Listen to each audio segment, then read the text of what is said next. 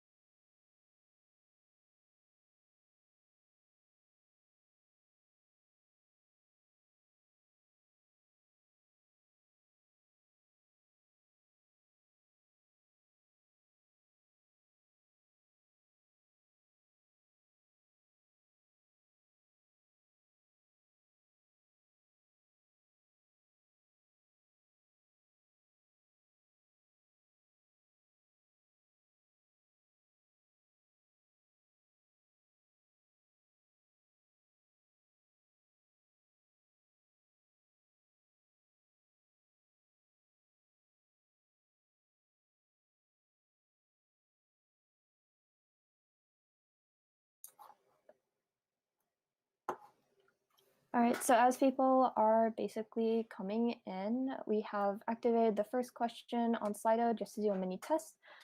So feel free to answer the questions.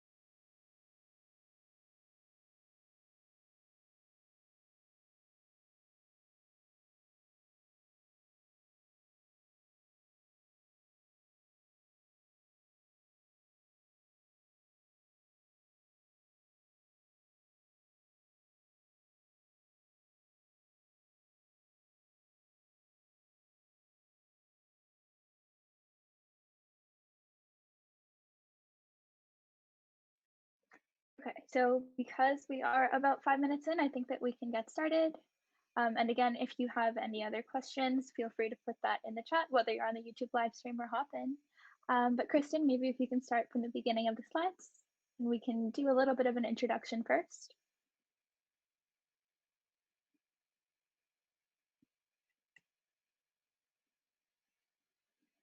All right, so hi everyone, and welcome to the Introduction to Figma Design and Prototyping Workshop. And so we're so excited to have you join us today. And before we dive into the workshop, we do ask that if you don't already have an account with Figma, please create one using the link that we sent in the chat, as this is what we'll be using throughout the rest of the workshop. Next slide. All right, so before we get into the workshop, we can introduce ourselves just a little bit. So I'm Shahana, I'm a second year systems design engineering student at Waterloo. And I also work as a product designer. So I've designed at previous internships, hackathons, and on various student organizations.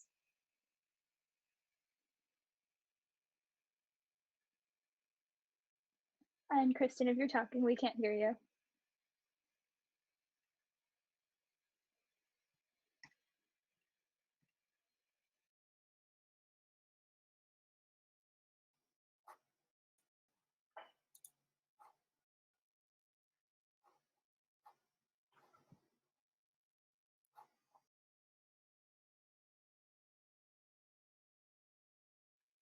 Okay, I'm not sure what happened there. I think maybe her Wi-Fi timed out. But while we wait for Kristen to get back, again, just a reminder to create your Figma account.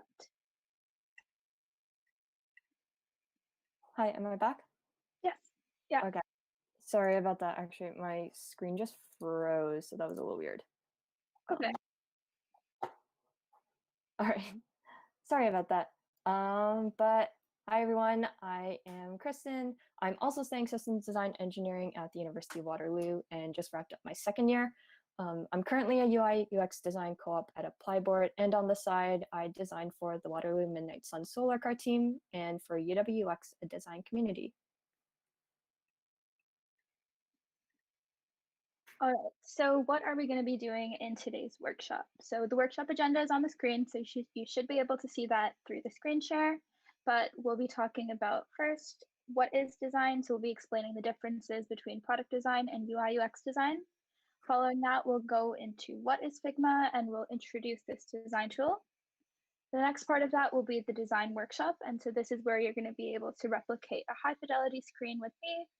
And then Kristen is going to walk you through prototyping. And finally, we'll just save a little bit of time for Q&A and additional troubleshooting if you need it. Okay, so again, we've already mentioned Slido a little bit in the beginning, but this is how we'll be making the workshop a little bit more interactive. And just sort of to gauge your attention and if you're learning what we want you to learn.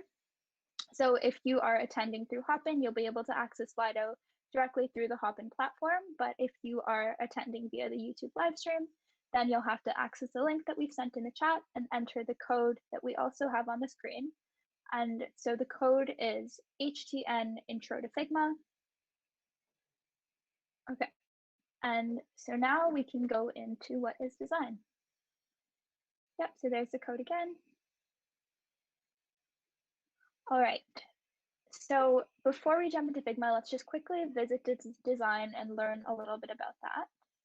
And so a common question that you might hear is, what is the difference between product design and UI UX design? And just as a heads up, there's not much that's different. And so to summarize the similarities, we can see that both focus on creating the best end product for the user.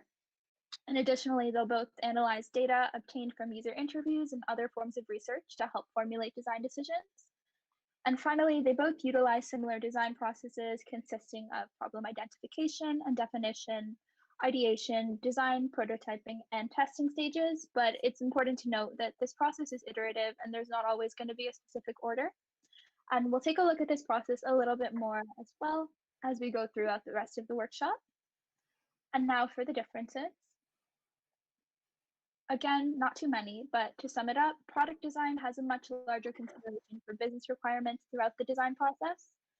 Meanwhile, UI UX designers will solely focus on the user experience. And this isn't to say that UI UX designers don't focus on business requirements. However, the common definition of the role will state that they tend to focus on designing the end product solely for the end user. And so we do have a couple notes as well and things we want you to be careful of. So one thing to note is that companies that post for these positions may use these terms interchangeably, and they all have their own definitions, so make sure that you read the role descriptions under a job posting very carefully. And a second note, I think the slides are loading a little bit slow, so sorry about that, but a second note is that product design isn't always limited to digital products. I'm sure it's quite commonly associated with those nowadays, but this term may also extend to physical products. And now I'll pass it on to Kristen to tell you a little bit about what Figma is. All right, so on to the start of today's workshop, Figma. So very quickly, what is Figma? In summary, it's a vector graphics editor and prototyping tool. So basically this means that you can create artwork made up of points, lines, and curves as per the term vector graphics and rapidly build interactive prototypes that will bring ideas to life without writing basically a single line of code. So as you can tell, it's going to be a pretty useful tool. And I'm just going to introduce a couple other tools with similar functions to Figma. So here on the slide, we have Sketch and Adobe XD beside Figma. So I'm just going to introduce a few of the similarities and differences. So first off, we have Sketch. It's regularly $99 a year. There is a 50% off student plan available, and it is only available for Mac users. However, while you may have to pay, I'd like to mention that one of my favorite things about Sketch is that it creates a symbols page by default for all symbols and components. So it makes organization a lot easier. And we're going to dive into symbols and components when we go into Figma later on.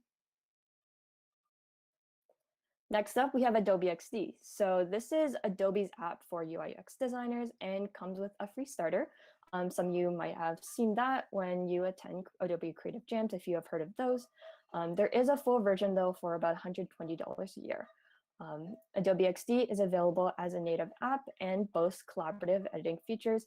So what that means is, well, to give an analogy, think of Google Docs for design, where you can see multiple people working in a file and also see each other's edits in real time.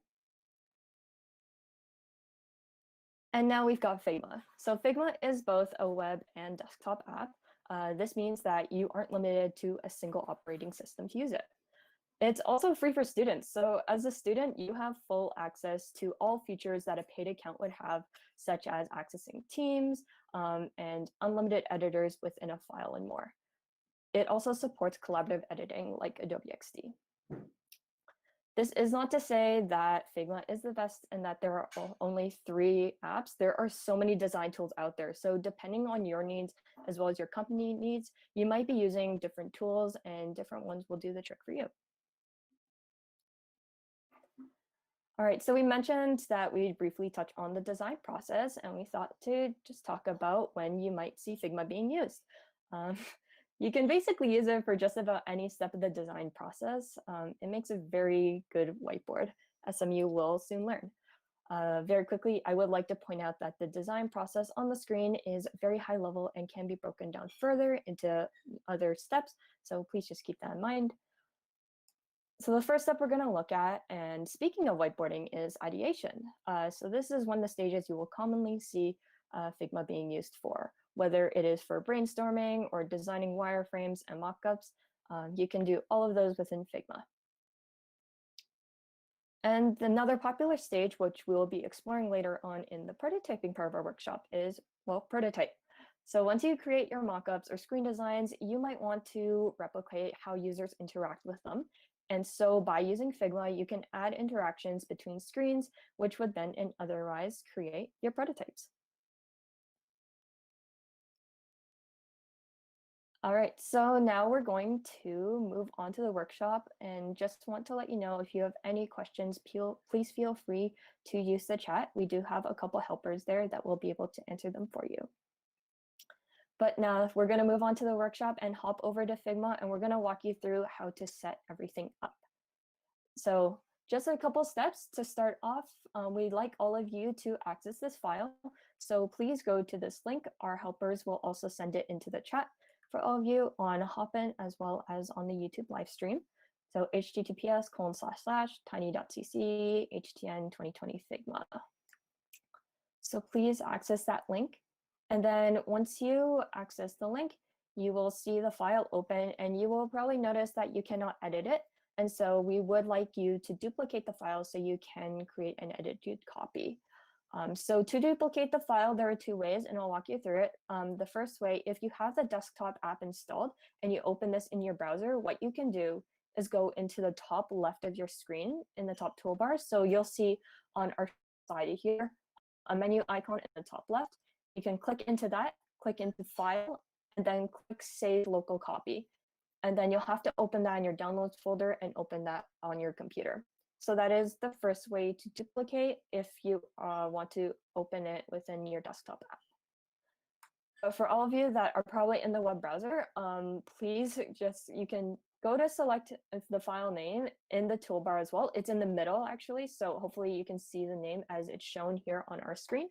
And then when you click the chevron/upside down arrow, you'll be able to open up a small menu, and you can duplicate to your drafts. Please select that option. Once you select that, there should be a small pop-up towards the bottom of your screen that will tell you that the file has been successfully replicated, and then there should be a button that you should click to open up the file. I'm just going to put up a Slido question as well, just to see how many people have duplicated their files. So please answer it if you have successfully duplicated it.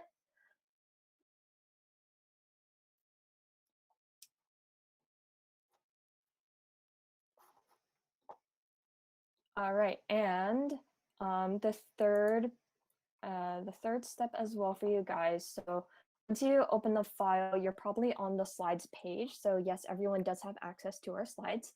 But for the actual workshop part, we're going to be heading over to the workshop under 2021 screens, as you can see right over here.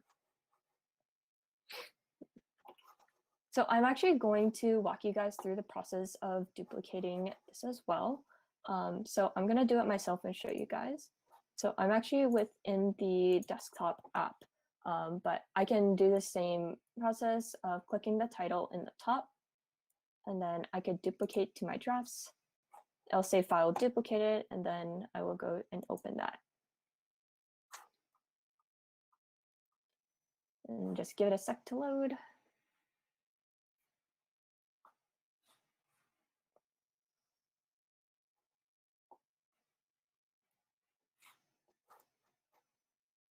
And hopefully it'll load soon. But I'll go back to the master document for now. All right, so hopefully everyone is on the same screen as you can see the one I'm on now. To switch between the slides page and the workshop page, you'll just see pages in your left sidebar. All right, so hopefully everyone has duplicated their files now. You do have a bit of time, but I'm going to actually do a mini introduction to the editor. I'll give you guys a bit of a walkthrough since this might be some of your first times opening up the Figma app. So we're just going to take a look at a few different tools and features that you might find useful within this workshop as well as beyond. So you can kind of think of it in 4 different parts. So your first part is sort of your workspace area. So my workspace currently has like a grayish background, and that's where you do all of your work in. The second part that you can take a look at is the left side bar. Over here, you have access to your layers as well as different pages. The third part is your top toolbar. So here you can access all the tools that you will need for designing and building within Figma. And then on the right sidebar, you have sort of a couple more tools and views that we will go over in just a sec. So I'm just going to introduce the 2 sidebars first, and then we'll work on the toolbar together. But for a starter, so you've got the left sidebar, and over here you're able to access your different layers. So you'll see all your layers right over here. Each of them have a different symbol depending on what type of layer they are right beside them on the left. Basically, a layer is any sort of text shape, any sort of component that is within your workspace. Within the layers view or layers panel on the left side, you're able to manage your layers, whether that's to nest them under one another, group them together, as well as rename them too, if you would like. And then right above that, we do have this, we can see our pages. So pages are a very quick and easy way for people to organize within files, as you can see how we have done, where we've got slides on one page and then our workshop on another. This is also another way for you guys to actually organize different prototypes. So each page can launch a different prototype. So very handy for you. And then we've got the right sidebar. So on the right sidebar, you'll notice that there are 3 different tabs: design, prototype, and inspect. So under design, this is where you're going to be able to access any of your styling elements while you're designing. And that's how you are able to also edit a few things. So I'm just going to show you super quick what happens when you select things and how different information in your design sort of window on the sidebar will change. So if you select, for example, a shape like a rectangle, you'll notice that a fill will appear. Usually, if you have sort of a local style set, which is a color style, and a great way to organize it, which I would encourage you to explore on your own time, it will show up there. However, you will also be able to see the hex code, and 100% is the opacity level. You'll also be able to adjust the opacity of your layers. So for example, if I just set this to 50%, you'll see that the color will change of the entire layer and everything within it. Now, if I select a text layer while I'm in the design tab, then you'll see all your text styling elements sort of populate this area. So you're able to change your font, the font size, the font weight, line height, and all sorts of other text styling. So that's sort of what you want to, this is the tab that you want to be in while you're doing any of your design work within Figma. So then the second tab we have is prototyping. So prototypes, as I mentioned earlier, are quick and easy ways for you to bring your ideas to life. So within this view, you will be able to link screens together by drawing connections to create prototypes for your demos or product testing or whatnot. So this view is a little bit different. As you can see, if you select something, you will see a little blue circular node pop up, and this indicates that you can start drawing a connection. And thirdly, we have the inspect tab. So whether you're an engineer or someone that is looking to access the properties of what the designers create, this is going to be the tab that you want to head on over to. So here you'll be able to see the breakdown of the designs and various values in either iOS, Android, or CSS, which you can select in a drop-down menu towards the top. So for example, actually, if I select again, maybe let's say a text layer, you will see various properties come up. You're able to select a copy button to copy everything, typography code, and then CSS, you can change it to iOS or Android, however you would like to your preferences. All right, so that's sort of an overview of the two sidebars, and now we're going to take a look at the tools that you'll be using throughout the workshop and possibly afterwards. So first off, by default, you'll notice that you've got sort of a triangular cursor. This is your select tool, and underneath the your move tool, move/select tool. And underneath that, you are able to access the scale tool when you click this chevron right beside the move tool icon in your menu bar. So for example, with the move tool, what I'm able to do is just select any layer within sort of my workspace, and I can move it around however I would like.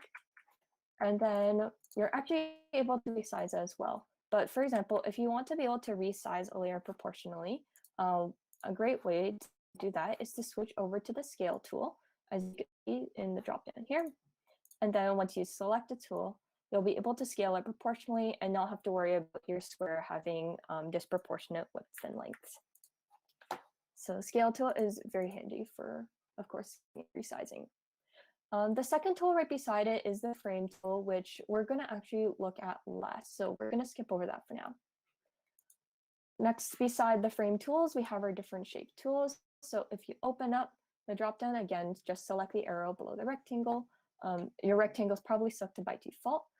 You're able to access all sorts of shapes that you'll need to create any sort of illustrations, vectors, image cropping frames, for example, too.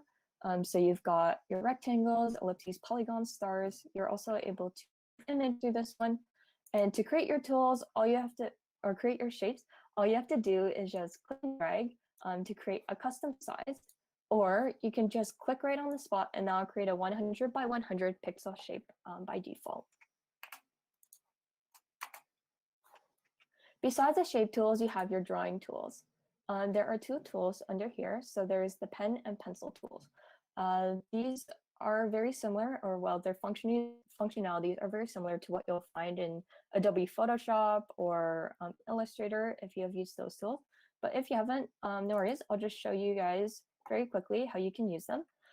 Your pen tool is essentially for creating custom shapes and icons and vector illustrations as well, if you would like. So for example, to create straight lines, you just click between different points, and then to create curves, you would click on a point and then drag to create your curve shape.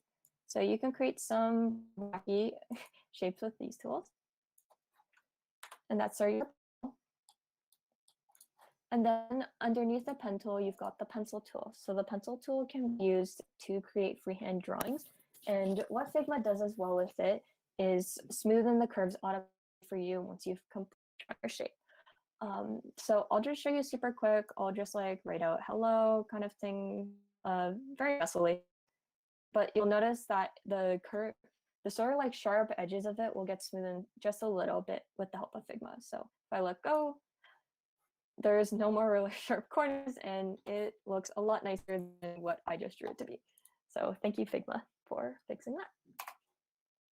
But those are your two drawing tools and can become very handy for doing any custom shape illustrations.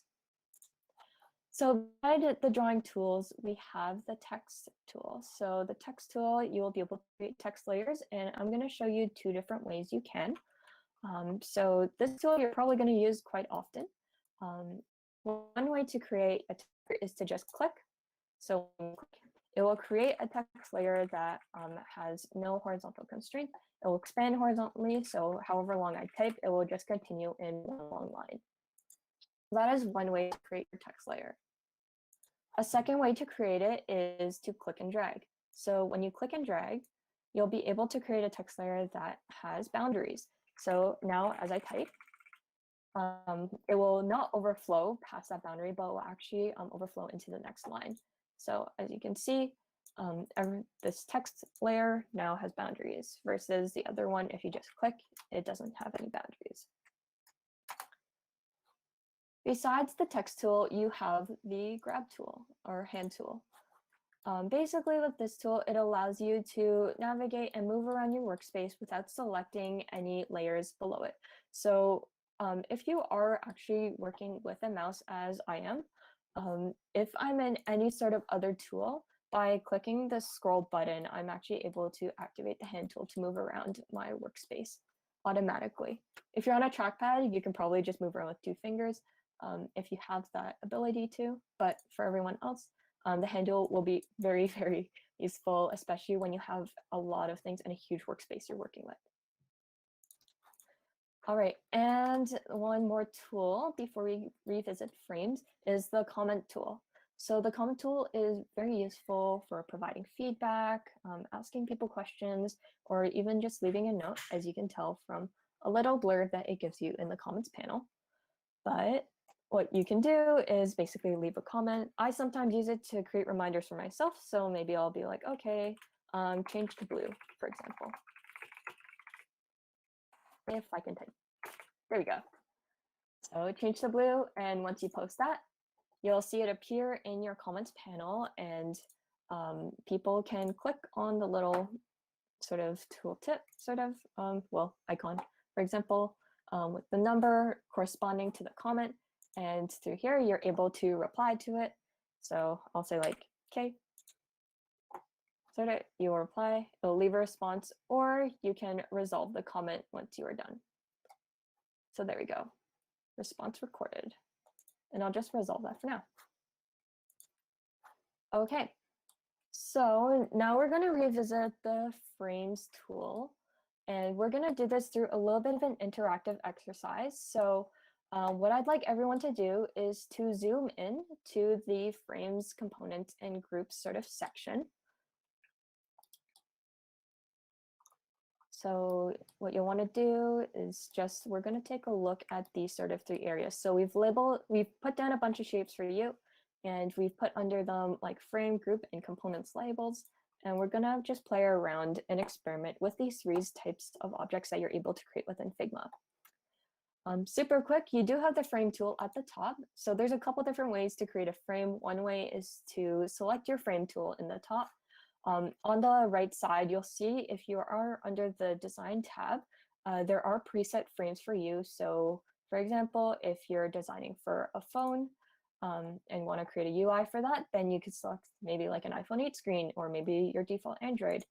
There's also wearables and even like paper and social media frames that you can work with. And or you can basically just like click on the spot too, and it would create a 100 by 100 frame by default. All right, but we're going to create a frame slightly differently. So what I'd like everyone to do is scroll into this frame. So zoom in / scroll in. For me, I just say scroll because I hold command and then scroll forward to zoom in. But please take a look at the frame. As you can probably see on my screen, And within frames, so very quickly, frames are top-level containers similar to a device viewport, and I'll show you a little bit of an experiment to validate that in a sec. And it represents the area and components like sort of within your design. So how we're gonna first start off by creating a frame. So what you'll want to do is just click on your outside area outside and just drag over to select all 4 shapes. So there are 4 shapes right here. And once you do select that, we're going to right click and you're gonna go down to frame selection. So now that we have frame selection, we now have a frame. And you will be able to see that the objects are nested in a frame on your left side. So if your frame is selected, you'll see it's highlighted in blue with a frame symbol, which looks like a tic-tac-toe sort of frame. And you've got all your shapes underneath it in a dropdown. Perfect. So what we're going to do is click on the blue circle, or you could click on any shape, feel free. And we're just going to move it sort of around. So I'm going to move it up a bit. Make sure it does stay in your frame. If you move it completely outside, you'll notice on the left sidebar that the ellipses is no longer in the frame, but we do want to keep it inside the frame for experimentation purposes. So I'll just like move a few shapes around kind of thing. You'll notice that your frame, the size of your frame has not changed. And so this is what it means to be a viewport, or basically like an analogy of your viewport.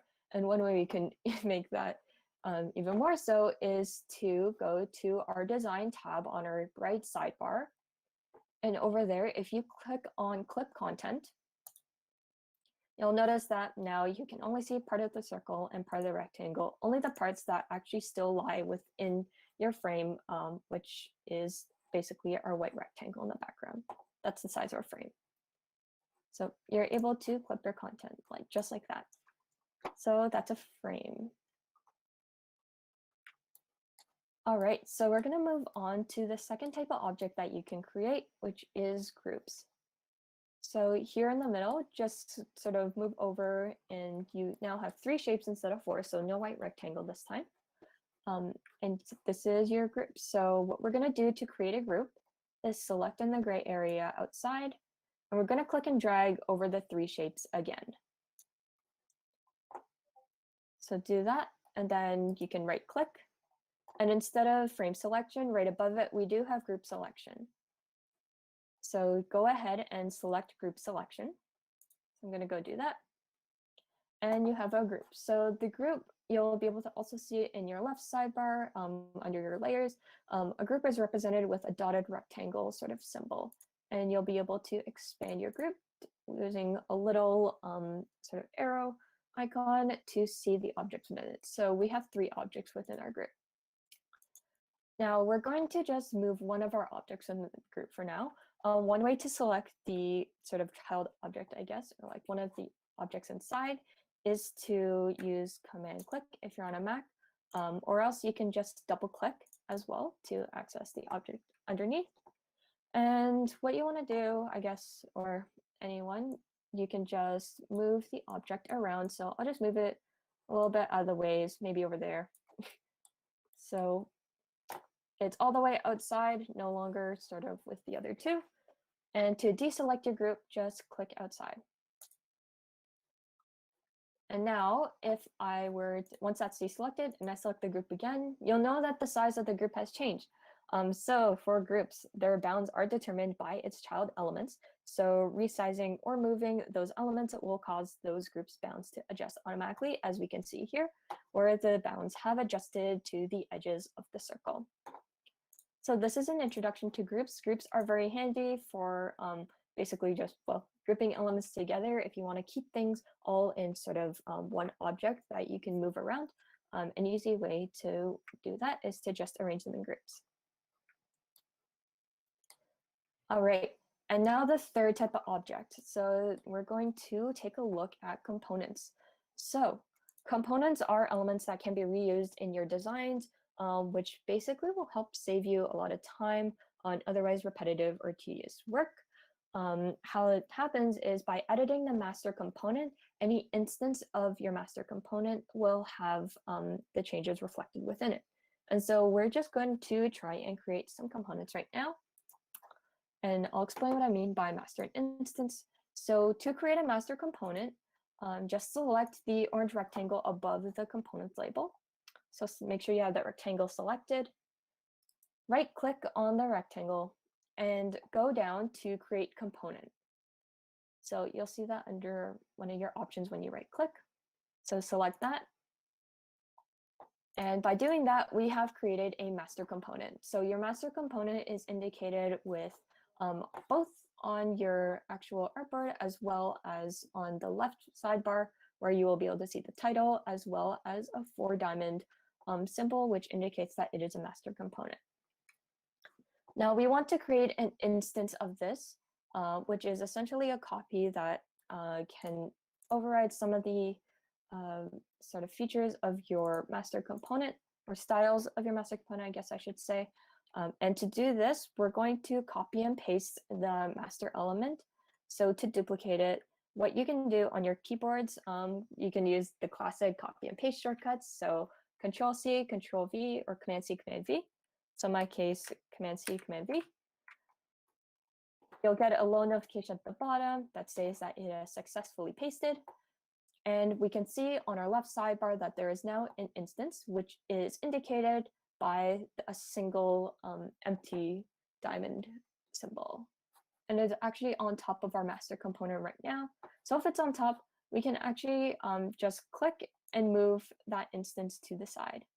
So I'm going to move that over a little bit. And so as you can see, I've got my master component on the right and an instance of my master component on the left. And we're going to change our master components around a bit. So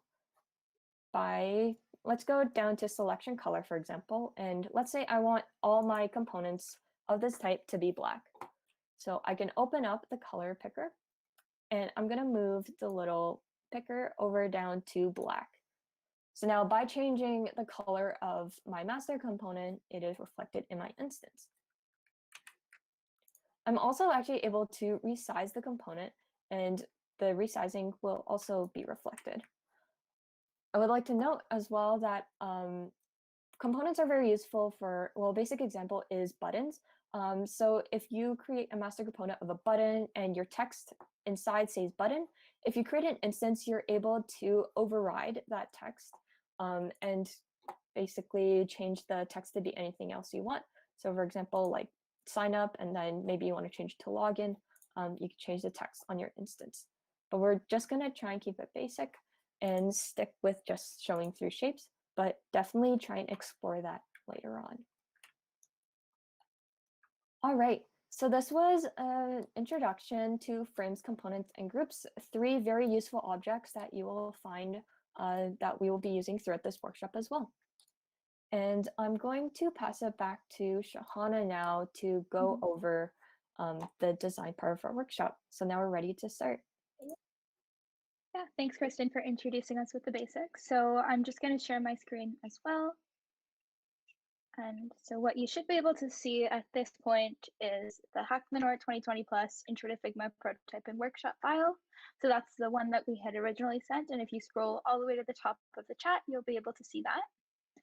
And so I know that some people were having a little bit of trouble with duplicating the file. So I just want to go over that process again as well. And so what you'll need to do if you want to duplicate the file, so I'm going to do my best to talk through this as well, so you can just look at your own Figma file instead of looking at the Hopin right now. So what you want to do is click the label at the top that says Hack the North 2020 Plus Plus. And so you'll see that you have that arrow. And when you click on that arrow, you'll notice that it slides a little bit lower down. So I'm going to click on that.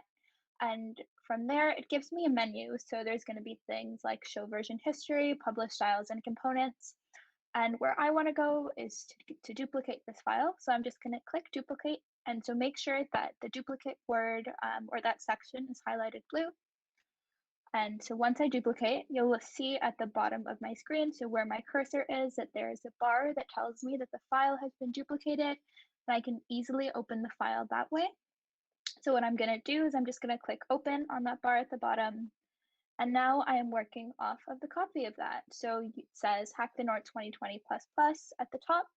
But you'll see that the label, instead of just saying Intro to Figma Prototyping, it's going to say Intro to Figma Prototyping Copy.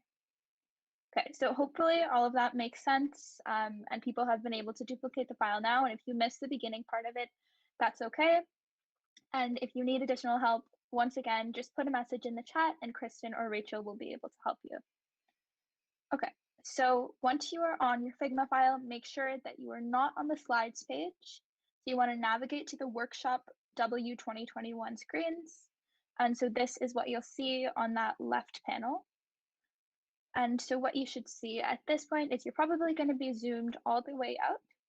And so now that Kristen has walked us through frames, components, and groups, and as well as the rest of the tools on Figma, we are going to start recreating a screen. So what we're going to be creating today is a recipe website. So some of the screens here is what the final prototype that we create is going to look like. So you have the landing page. So that just has a bunch of different graphics and things like that.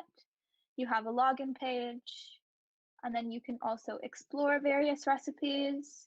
We have a recipe display page and an overlay. So all of these screens are going to be used for the prototyping component that Kristen's going to go through with you guys in just a little bit. And then the rest of the section is so a recreate me section, which I'll explain in a little bit more depth soon. And then we also have the components. So once again, Kristen had walked you guys through components, and components are just reusable elements. So something like a button. And so we have various components that we're going to be using throughout the screens that we recreate together. And the last thing before we do get started on recreating the screen is just some additional tips. So I know that you guys are going to be listening to us through Hopin, and you'll see our screen share through Hopin, but you'll also be trying to work off of your Figma file at the same time. So what I would recommend that you do is minimize the Hopin screen. So just make the screen where we're talking a little bit smaller, and make sure that you're able to work off of your Figma file and see everything that you need to on your Figma file. And if you would prefer to just close the Hopin screen and only look at your Figma file, that's fine as well. I'll do my best to just explain everything that I'm doing and think out loud at the same time as well. And so now we should be ready to go. Okay, so what we're going to do together right now is recreate a login screen. So before we begin recreating the screen, I'm just going to walk you through all of the pieces I have here. So the first thing that you can see if you're looking at the Hopin window, or if you're looking at the file, within the Recreate Me section is you see a login page. So that is what the final screen that we create is going to look like. And so the elements on that, you have a navigation bar at the top that allows whoever's using the product or the site that you create to sort of just get from page to page. The next thing, you have this header and a little bit of a description. We have just a really nice graphic on the left-hand side. And then you also have different places for your username and password for you to put in text. And finally, you have a login button. So there aren't too many elements, and we're going to do our best to get through this in just 10 to 15 minutes. But this is a screen that you'll be able to hopefully customize and use for your Hack the North project. So the next section that we have is the color palette. So the color palette are all of the colors that we're going to be using throughout our designs. And so I just have all of these laid out for us. And if you scroll a little bit more to the right, we have all the text that you'll need for that landing page. So I just wrote this here so that you don't have to take some time to type it. And we'll just show you how to edit the text styles, font size, things like that. And then we also have a couple of these sticky notes, and these sticky notes are just some more additional tips for you guys. So one thing is spacing. So we're not going to go into this in too much depth, but if you highlight two elements at the same time, you'll be able to see how far apart they are and adjust this. But speaking from experience, oftentimes it's okay to eyeball for hackathon projects. People aren't going to be too nitpicky about that. The next thing is components. So you can leverage components in your work to reduce duplication of effort. So if I was to have the same button 10 times on my screen, I could create it 10 times, or I could just create one component and copy and paste that component throughout, so it's a lot faster. And the next thing is alignment. So you'll be able to use the X and Y elements on your right-hand side panel. So if you're looking at the place where it says Design, Prototype, Inspect, on the Design section, you can see the X and Y positions.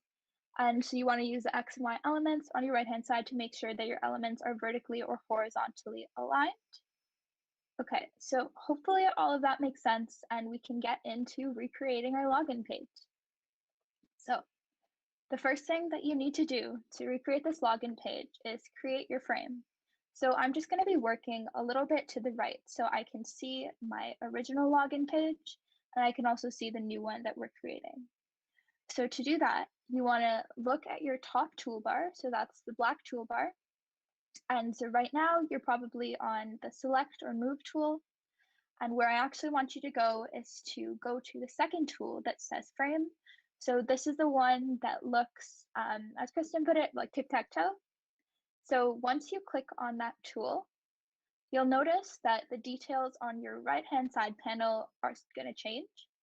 So that tool should be highlighted in blue. And on your right-hand side, what you should see is just a bunch of different labels and sections. So at the top, you'll see details like phone, tablet, and desktop. So what this is Figma has a list of preset frames and sizes for you with different dimensions. And so if I wanted to create a mobile design, let's say that you're making a mobile app at Hack the North, you can pick any of these frames and you'll have mobile screens that you can mock up. But for the purposes of our workshop, we're going to be using desktop. So the screen that we created our original mockups on were MacBook Pro. So once again, once you click in the frame section, you should be able to see all of these preset frames, and then you can click on one of the frames. So I'm going to click on MacBook Pro, and on MacBook Pro, it should create a frame labeled MacBook Pro-1. And you'll know that it's created a new frame, A, because of the name, but this frame will also be highlighted, so it should have a blue border around it. And so what I want to do actually now is to move the new frame that I created right beside the frame I'm trying to create. So to do that, all you have to do is click on the MacBook Pro-1 frame, and you just need to drag it across the screen. So I'm going to drag it, and I'm going to move it a little bit to the left so that I'm able to see the screen that I'm trying to create just right beside it so I can compare it one-to-one. So hopefully that makes sense and everyone has their frames created. And so once you create the frame, the next step for us is to change the color of our frame. So what you should notice is on the frame that's labeled MacBook Pro 1, the background is going to be white. So it's going to have a fill of FFF. And if you click into your frame and have that blue border around it, you'll be able to notice that it has that fill. And so what I want to do instead is I want to have it with that cream or beige color. And so the way that I can get that is by using my color palette.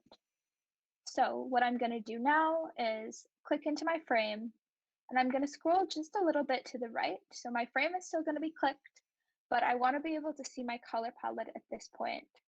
So on my right-hand side on my design panel, I'm going to click where it says fill, and I want to open up the color picker tool.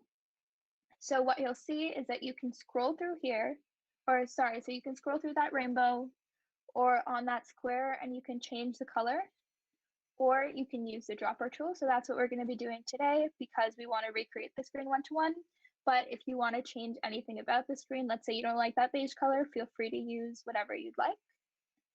And so what I'm going to do is I'm going to click on that dropper tool. So if you go back to the hop-in screen, you'll see me clicking on that tool right now. And if I hover over any part of my workspace, I'll be able to find the color that I want. So I want to get this beige color. So I'm just going to hover over any square in it, and I'm just going to click on that. And there you go. We have the color that we were looking for. Okay. And again, if I am going too fast or anything like that, just send a message in the hop-in chat. And if Kristen or Rachel could just let me know, and then we can adjust the pace as we need to for everyone else. All right. So now that we have the color, we have the right frame size, we just need to begin moving elements into our screen. So what we want to do at this point is, let's say that we work from top to bottom on the frame that's labeled login page. So the first thing that we have on this page is the navigation bar. So as a reminder, the navigation bar is just how someone would be moving throughout your site. So what you'll notice is that when I click on this navigation bar, it has a purple border around it. And so if you remember from Kristen's part of the workshop, the purple border around it means that it's a component. So I'm going to scroll out or zoom out and scroll down to the component section. And I'm going to look for the component that looks like the navigation bar. So if you're in the component section of the Figma file like me, you'll be able to see the one that is labeled navigation bar. And so what I'm going to do at this point is click into that component. And again, when you click into something, it'll have that border with the 4 white squares on each corner. And so this is where you'll need to be using shortcuts on your computer. And so these will just be through your keyboard. So because I'm on a Mac, I'm going to do Control C. And so what that's going to do, or sorry, Command C, is copy this component into my clipboard. And after that, I want to paste that into the frame. So I'm going to scroll out of the component section and scroll back to where my frame name labeled MacBook Pro 1 is. I'm going to click into that frame, and then I'm just going to press Command V to paste my navigation bar in. And so I'll show you how to do that just one more time. So you want to scroll down to your component section. You want to find the component that you want to be using. And so I'm going to do Command C and then Command V because I'm on MacBook, but if you're on Windows, you can do Control C or Control V to copy and paste. So once again, I'm going to do Command C. And once I have it copied into my clipboard, I'm going to go into my frame and paste it. So because I already have it pasted into this frame, I'm not going to do that again. But hopefully everyone has the navigation bar pasted somewhere into the frame that they're working off of.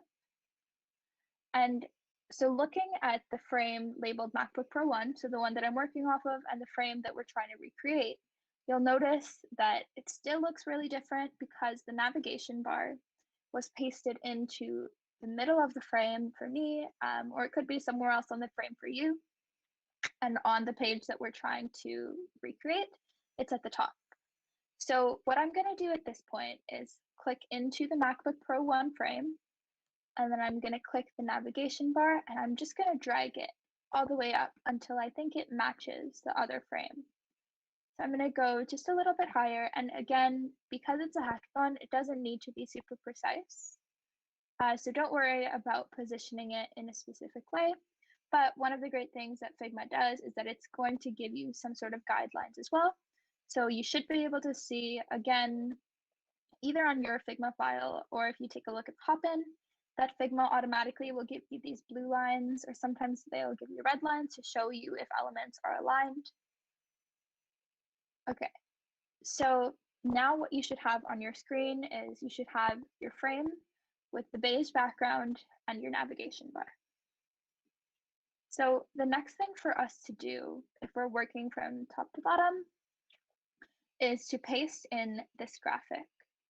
And so maybe Kristen or Rachel can send a link in the chat as well, but these graphics were all taken from an open source website called Undraw. So you should be able to find a lot of these graphics on websites like Undraw, FreePic, things like that, and you'll be able to use those throughout your Hack the North designs as well. So with this graphic, I have it set as a component. So we can go back down to our component section, and you'll see a component that's labeled burger landing graphic. So that's just going to be that graphic with the big burger and the person standing beside it. So I'm going to click on that graphic, and I'm going to use our shortcuts once again. So Command C and I'm gonna copy that into my clipboard, and then I'm gonna scroll back to the frame that I want to get to, and then I'm just gonna press Command V. So once you do that, let's compare both of the screens again. So again, you can see this on your Figma file just by zooming out just a little bit. So what I'm going to do is move this burger graphic even more to the left, so I have more space on the right side of my screen to put in pieces of information like the description and the username and password. So what I'm going to do is just slide the burger a little bit to the left. So you can just do this with your mouse, and you'll be able to move the graphic wherever you'd like it to be. And at this point as well, you're able to resize the graphic if you'd like, but I'm just going to keep it the same. But if you did want to resize the graphic, you can look at the panel on your right-hand side, and you'll notice that there is X, Y, W, and H.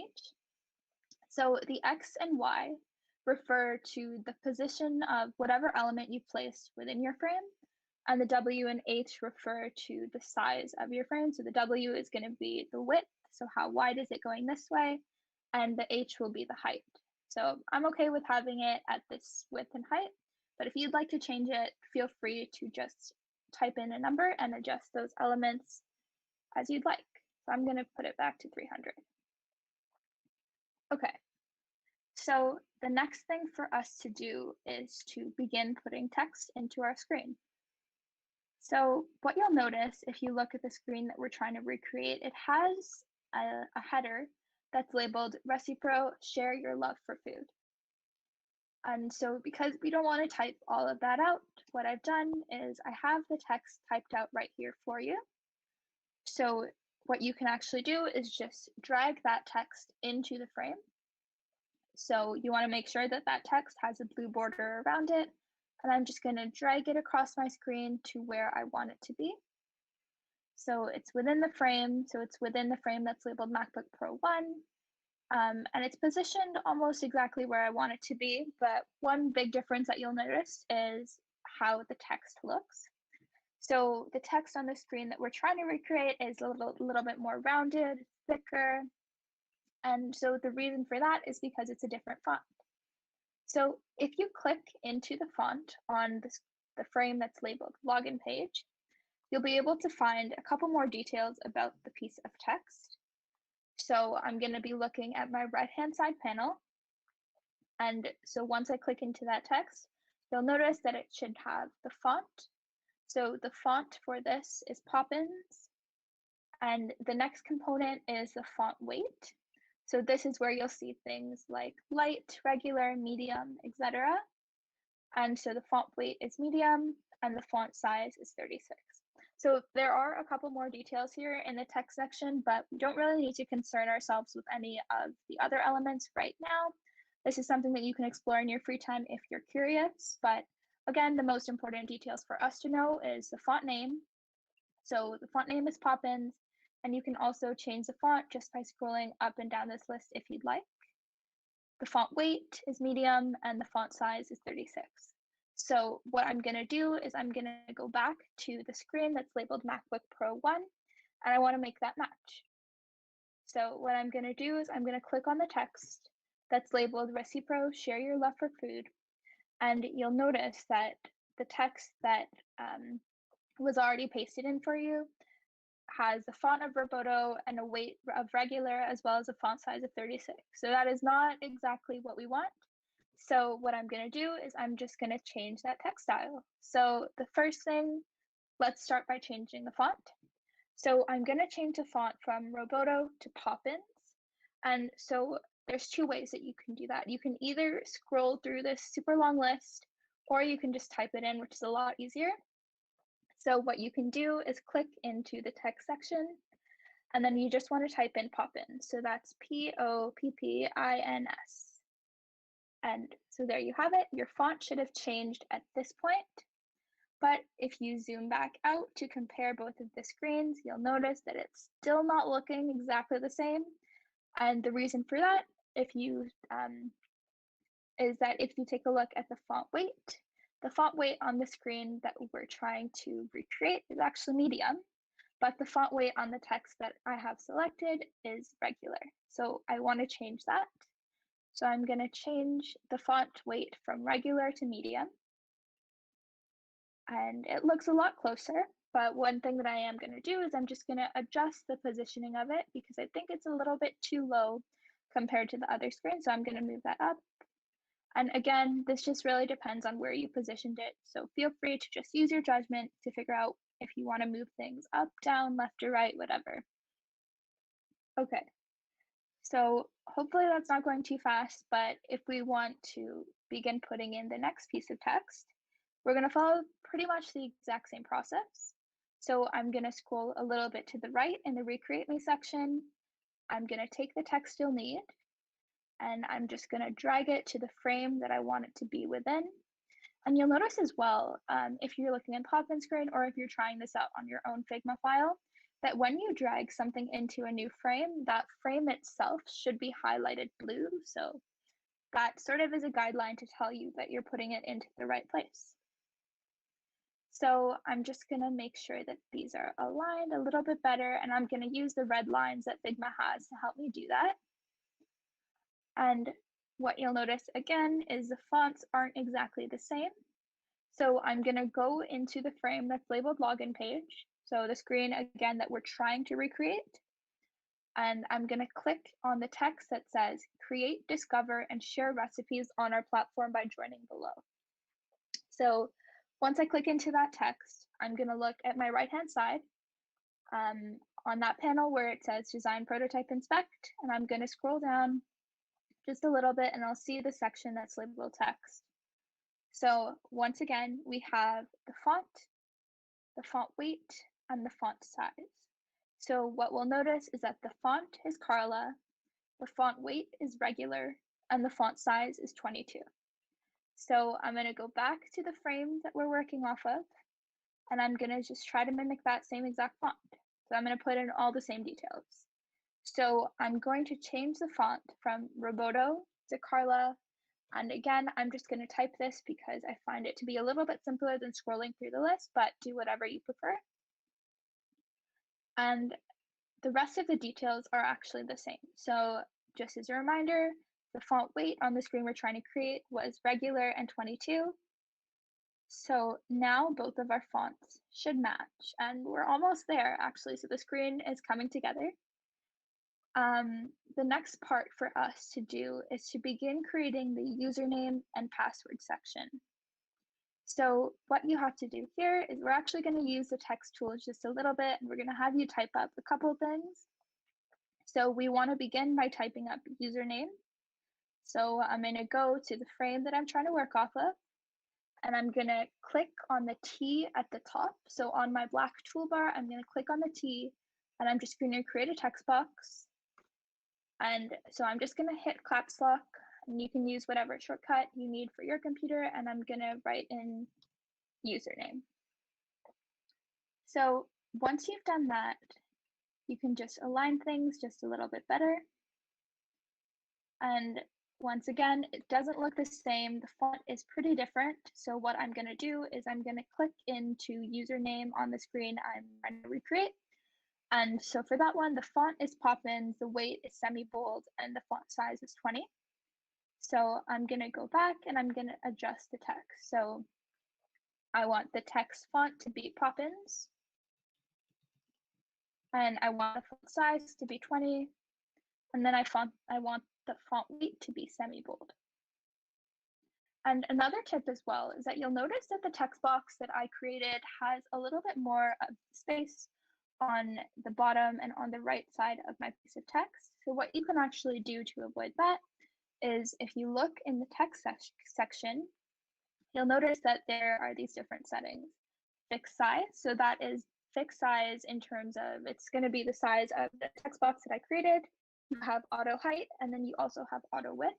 So what I'm actually going to do is click auto width, and you'll notice that it's going to fit the text box to the exact size of the text. There you go. And so next thing that we can do is actually use our copy and paste shortcuts again. So I'm going to copy this text, and then I'm just going to paste it. And what you'll notice is that at the bottom of your screen, there should have been a bar that said paste text. And so the text has been pasted directly on top. And so the reason that I did this is just because I want to change the text to say password instead, but I didn't want to have to go in and change the font and do all of that additional work again. So it saves us a little bit of time. So what I'm going to do is just erase or delete the text that says username, and then I'm going to type in password. So now we have username and password written in the correct font, the correct size, all of that. And so the next thing that you'll notice if you're working from top to bottom, and if so right now I'm looking at the screen that we're trying to recreate. So you have username, and then you have this input box that says hack the North winner, and it has a little bit more of a darker brown background. So again, what you'll notice is that because it has a purple border, that means it's a component. So I'm going to zoom out and I'm going to go down to the component section and I'm going to find a component that looks like the one that we were just looking at. So we have a component here that says input field. So that's the one that we're looking for. And I know the text in the component section says enter username, but in the screen that we were trying to create, it said hack the North winner, but that's okay. We'll be able to actually edit the text once we copy and paste it into our own frame. So I'm going to use my shortcut and I'm going to copy it, and then I'm going to scroll back to the frame that I'm trying to recreate, and then I'm just going to press paste. Okay, so at this point, you should have pasted an input field into your frame, and it probably won't be in the correct spot, so you're going to have to move things around just a little bit. So what I'm going to do is I'm going to split up the username and password so they were pretty closely aligned for me before, but I wanted to have enough space to put in the input field. So I'm just going to drag the input field so it's directly below the username section, and I'm going to change the text.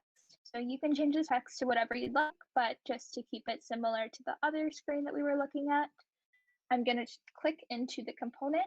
So when you click into the component, make sure you have that purple border, and then I'm going to click into the text. And the text specifically should have a purple border, and I want to change it from saying enter username to hack the North winner. So I'm just going to delete the text there, and then I'm going to type in hack the North winner. Okay, so once you do that, you have your username section that's finished, and now we want to work on creating the password section. So I'm going to move the password text up slightly, and then I'm going to just copy and paste the input field again. So I have two options at this point. I can go down to the component section and copy and paste and go through that process again, or I can just copy and paste the component directly from here. Either one would work, but copying and pasting directly from the frame is just a little bit faster. So I'm going to copy this into my clipboard by doing Command C, and then I'm going to paste it. So I've pasted the input field component, and what you'll notice is that it's stacked on top, just like when we pasted the username. And so I'm just going to drag it down just a little bit so that it looks like there's enough space between the username or password label and the input fields.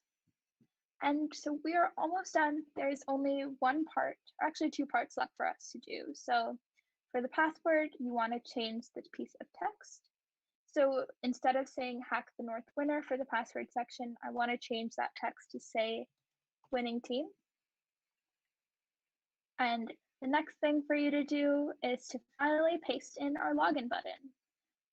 So our login button, if I click on it, I'll notice that it is yet again a component. So I'm going to go to the component section and I'm going to find the one that's labeled login button. I'm going to click into that and I'm going to copy it and I'm going to paste it onto the screen that we're working off of. So onto the one that's labeled MacBook Pro 1. And so once we paste in that login button, I'm going to move it around just a little bit so that it is aligned with the username and password section. And so feel free to change colors, fonts, things like that as you prefer. But now we have our final login screen created. So what I'm going to do is I'm just going to pass it back to Kristen now. Let me stop sharing. Okay.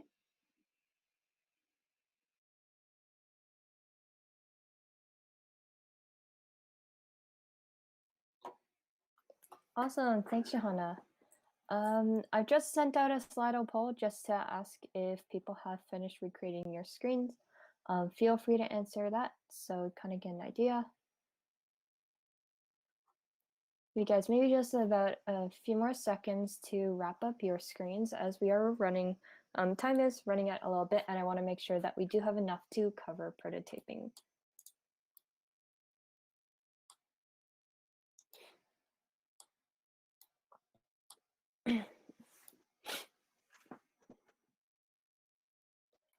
All right, so we're going to start with the prototyping.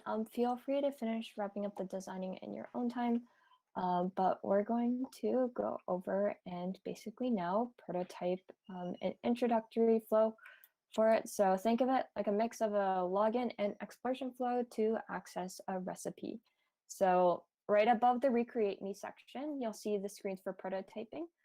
So please navigate to those. You'll see 5 different frames. One is called landing page, the other is login page, recipe explorer page, recipe display page, and then pop-up. So we're gonna look at the landing page first, this first page over here. And so basically what we want to happen for our sake for the prototyping is we want to be able to log in. So to do that, we're going to create a connection from this login button over to the login page so that when you click this login button, you will navigate to the login page. So I'll just show the 2 screens side by side for the purposes. Before we get started, make sure you are in the prototype tab. So I'm going to go over there and select prototype. You were probably in the design tab earlier, but please make sure you have selected the prototype tab. Underneath the prototype tab, if you don't have anything selected, you'll see a couple options here. One is device. Currently, we have none selected, but if you are basically doing a phone or a wearable, trying to design for that, then you'll actually be able to view your prototype on a mock-up of the actual device. But for our purposes for our website, we're gonna just leave it as none for now. And you can also change the background of the prototype view, which we'll see in a bit when we play. All right, so we're going to go ahead and create our first connection. So basically what we're gonna do is I'd like everyone to select the login button. And I'm just gonna zoom in so everyone can see a little bit better. But by selecting the login button, you'll see this blue circular sort of node appear with a plus sign inside. This indicates that that is where you can start drawing your connection. So we're going to go ahead and click that and keep it down. So click and drag, and you'll see an arrow come up, and that indicates that that is your connection. And we're going to drag it over to the frame right beside called login page.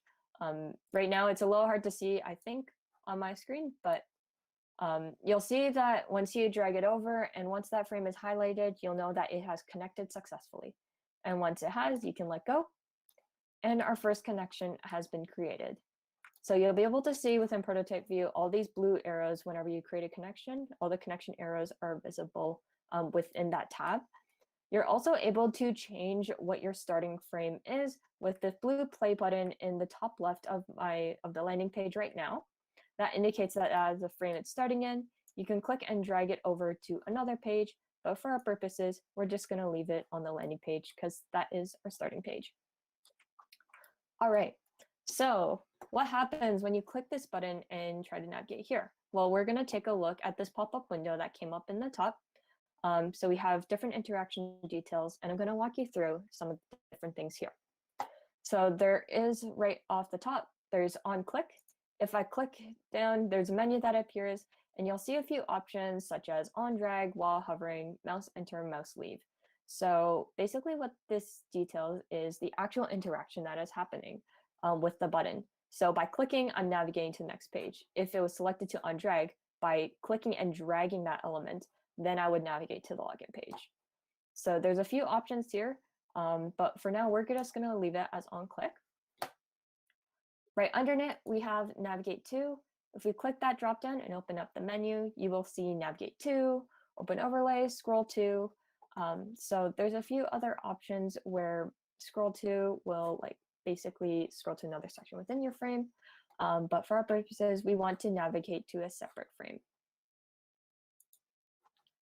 And besides that, we have login page. So under that dropdown, these are actually all of the different frames that this arrow could be connected to. So this basically is your destination, and we're going to leave that as login page for now.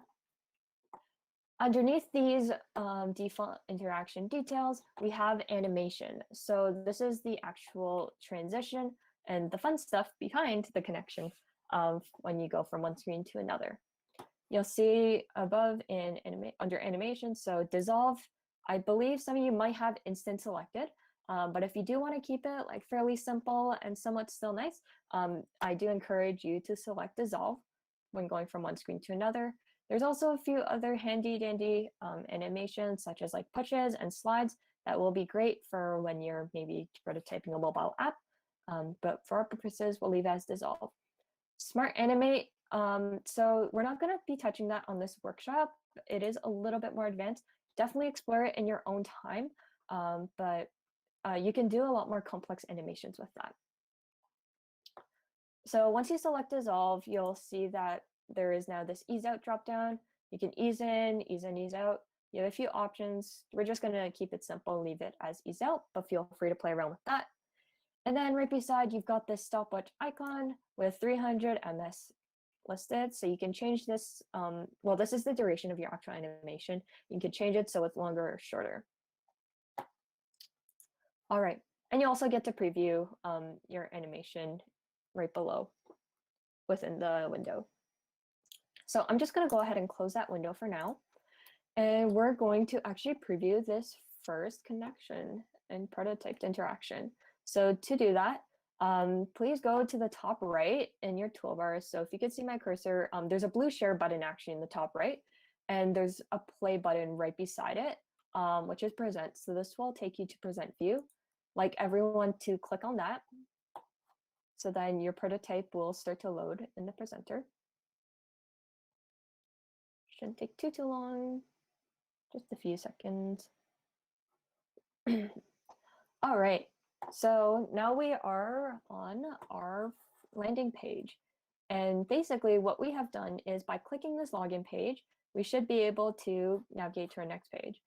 You'll be able to know actually which sort of elements you have prototyped by clicking anywhere that's not prototyped. Maybe it's hard to see on my screen, but you might see a blue flicker that indicates that that element has been prototyped and there is an interaction associated with it.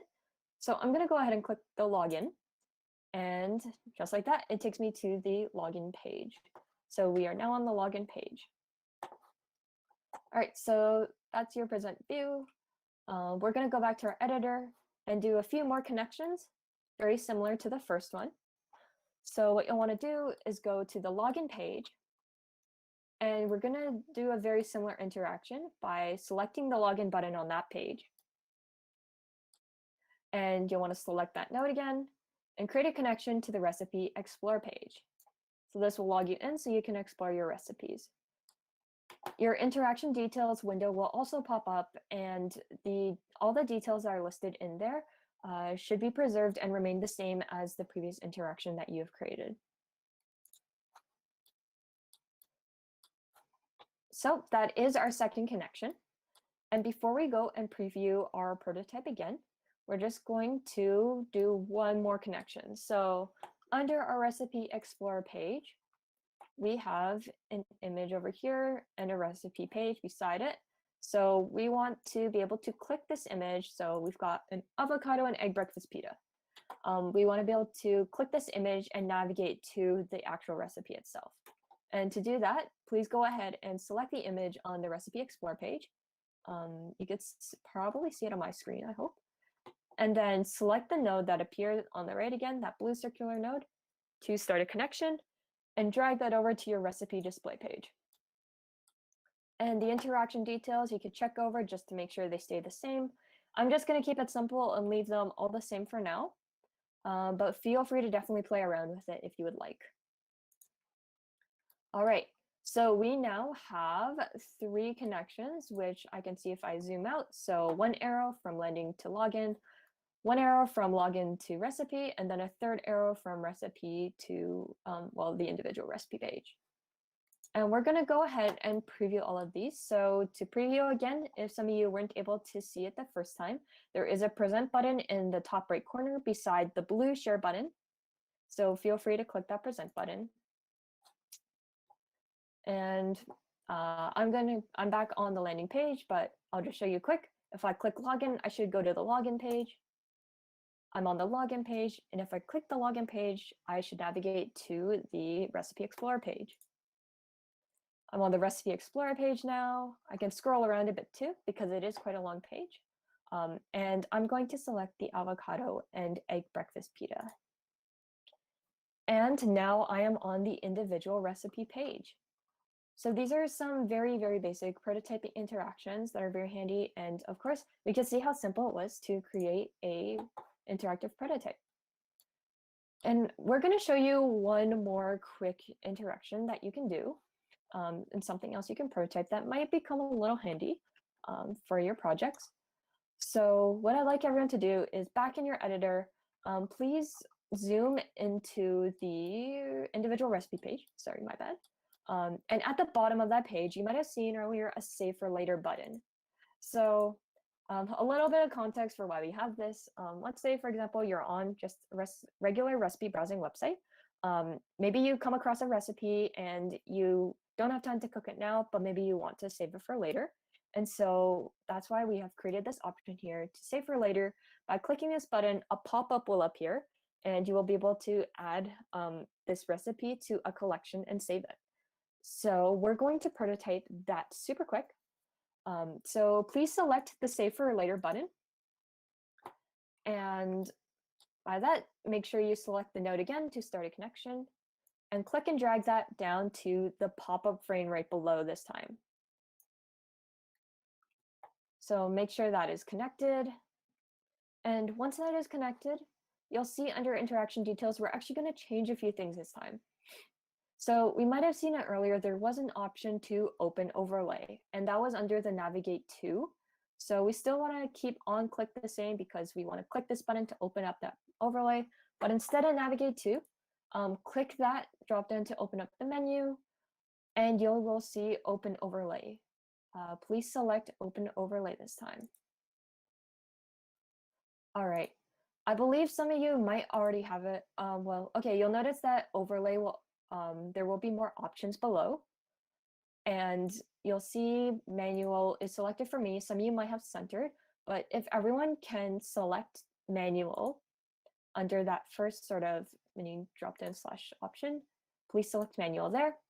And when you select manual, you'll see sort of like a copy of that pop-up frame come up here with a big X through it. And this is a preview of where your pop-up will appear. And so we want to manually adjust it so that the pop-up is fully within our frame. So I'm going to click and drag that preview, and I'll just position it like just over the save button. I'll do that. And so we can see that the pop-up will appear there when I click it. All right, you'll also see there's a couple options to close when clicking outside.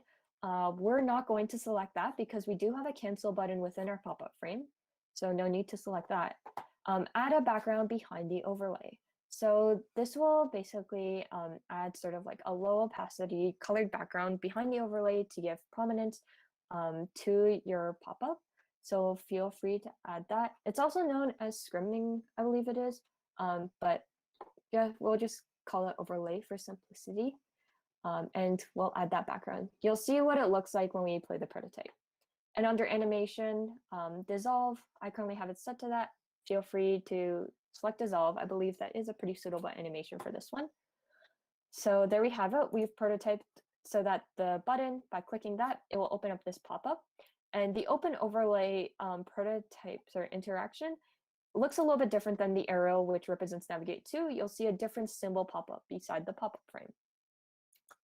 And now when we open the pop-up, we want to make sure that we can close it. And so to close it, we're going to go ahead and select the cancel button within the pop-up screen. So we do have a cancel button here. Please select that. This time, instead of taking the node on the cancel button, we're going to go into the prototype view, make sure you're still there, and select interactions. There should be a plus sign.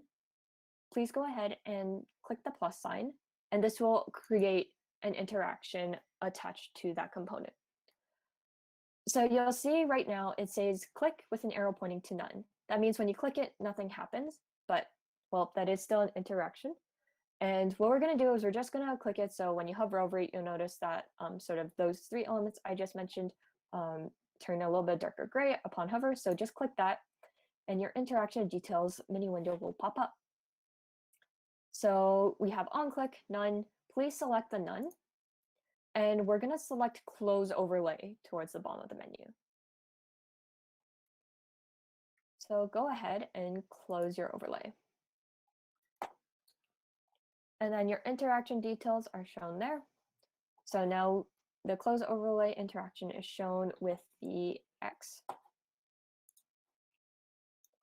All right, so now we have it. We have our button. By clicking that, it will open the overlay. And then by clicking cancel, it will close the overlay. And we're going to go ahead and just preview that. So feel free to go back to your present mode. So in this present mode, if I scroll all the way down to the bottom, I'll see the Save for Later button. If I click that, you'll see the overlay pop up, and there's sort of like a low opacity black overlay behind that covers all the other layers behind this frame. And then by clicking cancel, then our overlay goes away.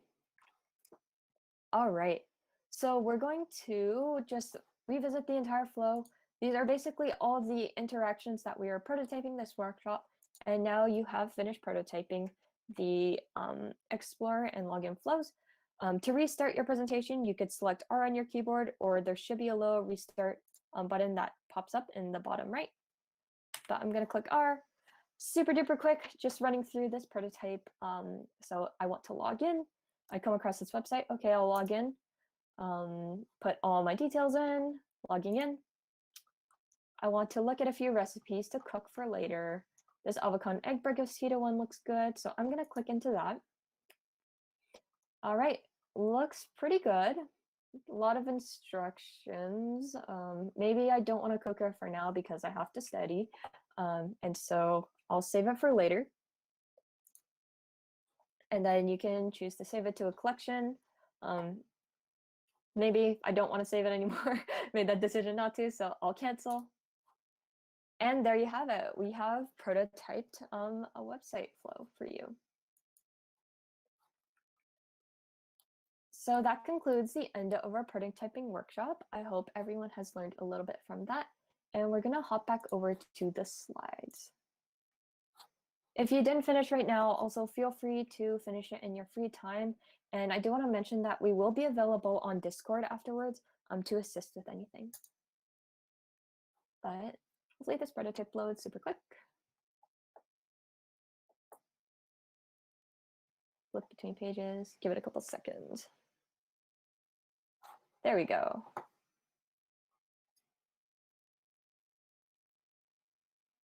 You're muted, Shahana.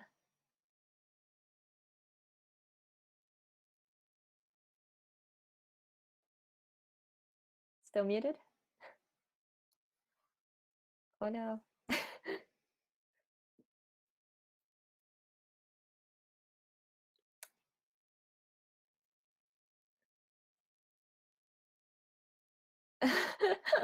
Oh no. Oh no. Okay. If you can figure out another way, I'll just go over the second one first. Okay. Do you want me to go over yours, Shahana, for you? Okay. All right. No worries. Oh, things happened. Cool. Okay. So on behalf of Shahana, I'll just speak for it. Before we end off the workshop, we do want to just quickly mention an organization at Waterloo known as UW Blueprint, where we build tech for nonprofits. So if you're a nonprofit that's looking for a digital solution, feel free to reach out to Blueprint through their website, uwblueprint.org. As you can see here, we're also going to send in the chat.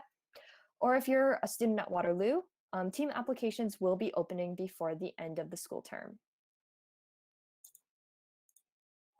And a second organization we just want to quickly put a word out there for is UWUX. So we're also a student organization at the University of Waterloo, and we're committed to growing the user experience and product design community in both the school and the local area. We aim to empower designers to educate and inspire each other through hosting events, workshops, and by providing mentorship opportunities. So whether you're looking for career advice or just want to join a welcoming community and hang out with them, UWX is here for you. So feel free to visit our website for design resources and join us on Slack. Links will be sent to the chat for both of those. All right, so this wraps up our workshop. Wow, right on time, right on the dot at 7:30. Thank you so much, everyone. And if you have questions, feel free to drop them in the chat for us. And I do want to mention that we will be hopping onto Discord afterwards, so feel free to join us on there for any additional questions on anything you learned in the workshop or something else that you have a question about Figma for.